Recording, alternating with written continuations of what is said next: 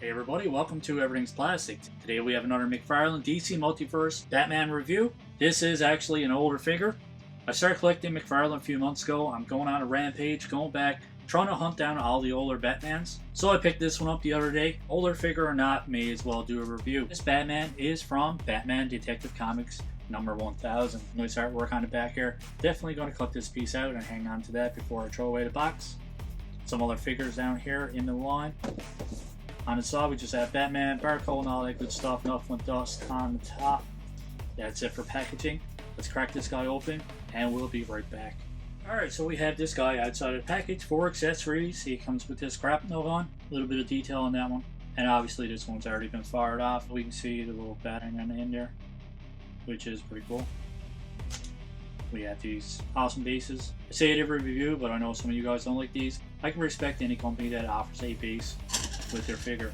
And we have these awesome trading cards. I'm a big fan of trading cards. I really like the older McFarlanes because we actually get some comic book art on them.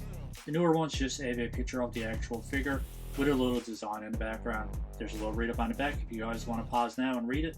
But other than that, that's it for accessories. You didn't see this one at the bottom of the packaging. It's the second time in a row now that I almost threw away an accessory. See a closer look at that face sculpt there. Definitely a cool take on this one. We can tell that it's an older McFarlane. These have improved a lot over the past year or two, in my opinion. Anyways, I think they've come a long way, especially with the ratchet joints for the ankles and for the wrist, and overall joints too for the legs. As soon as I took this one out, the leg popped off, so quite concerned about that. But it snapped on nice and easy. There's a pretty cool design on this Batman suit. I like it. I like the bat symbol, and you know we have the traditional utility belt. We have a little design here going down to the side. I mean, it's Batman. I mean, he has a nice plain suit anyways. I do like the design of the cape. I like the way the cape flows. Not a fan of the plastic though, like if there's a lot of discoloration in the plastic.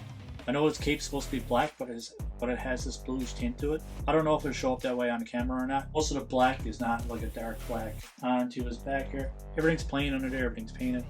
This design that's on his leg here carries on and under his arms, onto his side. Overall, man, not a bad looking Batman figure. Alright, now we had a closer look. Let's go over articulation. For his head, it goes back this far, forward this far. It does have some side to side, and you do get a full rotation there as well. His arms, I can imagine his arms are going to be somewhat restricted by his cape. It is a softer plastic, so it does fold up. His arm goes up this far. You do have a butterfly joint here. Funny thing about these older McFarlanes, man, is they squeak like something crazy, which makes me cringe a little bit. There's a butterfly joint there. You do get a little bit of movement out of that. We do get a full rotation there. You do have your bicep swivel, which is nice and tight.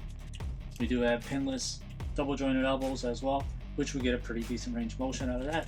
And then we have these ratchet joints which go or full direction each way, and you do get a full rotation there as well.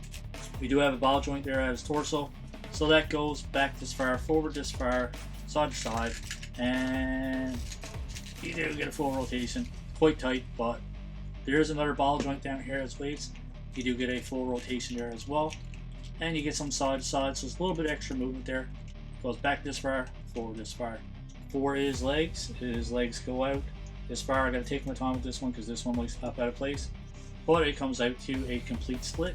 Try to keep this guy on camera. His leg goes forward this far, so a little bit restricted there. Goes back this far, pretty decent range of motion going back. There is a full rotation there too, if you guys want to rotate his leg all the way around. There is double jointed pin knees, which you get a pretty decent range of motion out of that. And for his ankles, like I said before, you get that ratchet joint, where if you just play around with it, you can get any range of motion that you want out of that. And there is a toe hinge there as well. So pretty decent articulation. A lot more articulation than I thought this one was going to have. Pleasantly surprised with that. But like I previously mentioned, man, just make sure you heat this one up before you start playing around with it too much. This guy doesn't come with an extra set of hands or anything like that, but this gun will fit in whatever hand you want to put it in. So you do have an option there to put it in the left hand, right hand. So this is how he looks with the gun in his hand. Fits in nice and snug, is not going anywhere. It's not going to come out. That's pretty cool. Not the best accessory we ever got, but better than nothing. I'm just going to do two quick comparisons. Here we have Batman and Mega over on the side here, and we have Batman from Dark Knight Returns. Two of these guys are actually on stands, so they're going to be a tad bit taller, but this guy is pretty average size for Batman. and any 7-inch McFarlane. Alright, so that pretty much covers everything, man. That's it for our unboxing and figure review. Overall, I'm going to give this one a 8 out of 10. Whatever is painted decent. No real defects or anything in the plastic. The plastic is nice and even, nice and clean.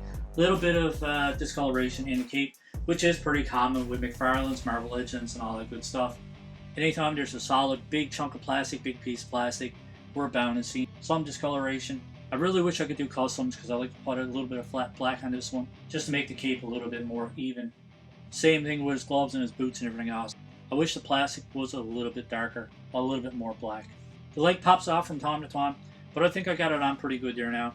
Just be careful, heat it up, and you'll be just fine. So let me know in the comments below what you think of my review and what you think of my score of 8 out of 10. And as always, if you guys had to rate this guy out of 10, what would you give him? I'm hooked on these McFarlanes, man. I'm late to the game. I've been only collecting these guys for like 6 months. I'm playing catch up. I'm going back. I'm sticking to just Batman related characters. Just keeping it nice and simple. I'm not going all out like I do with Marvel Legends and try to collect every single one. If you like our review, don't forget to give us a thumbs up.